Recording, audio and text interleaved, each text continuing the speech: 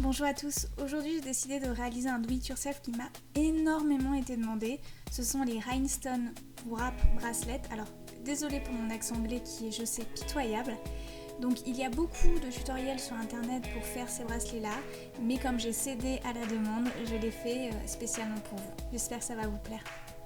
Il vous faudra une paire de ciseaux, une pince coupante, de la colle, une chaîne en strass, une corde en coton ciré en simili-cuir de 2 à 3 mm, une corde en nylon de 1 à 1,5 mm.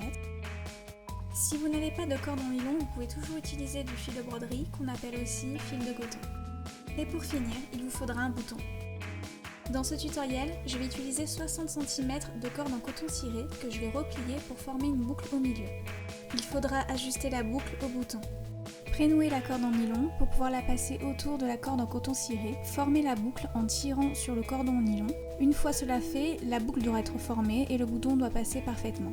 Placez le côté le plus petit de la corde en nylon le long de la corde en coton ciré. Entourez le tout 15 fois avec le côté le plus long.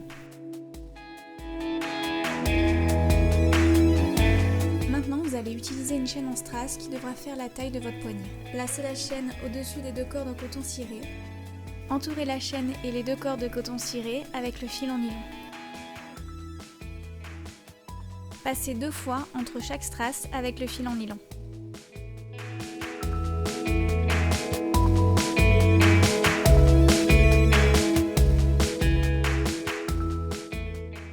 À la fin de la chaîne en strass, vous allez entourer plusieurs fois le fil de coton ciré avec le fil en nylon, de manière à ce que le bracelet soit parfaitement ajusté à votre poignet.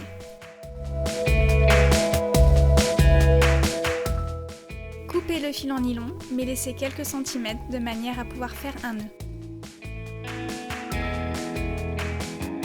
Coupez l'excédent de fil et ajoutez de la colle. Placez une corde de coton ciré dans le bouton.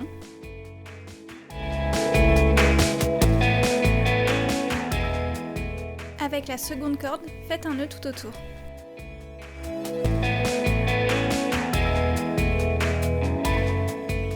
Coupez l'excédent de fil et ajoutez de la colle. Laissez sécher et voici le résultat. Vous pouvez faire exactement la même chose avec du fil de coton qu'on appelle aussi fil de broderie.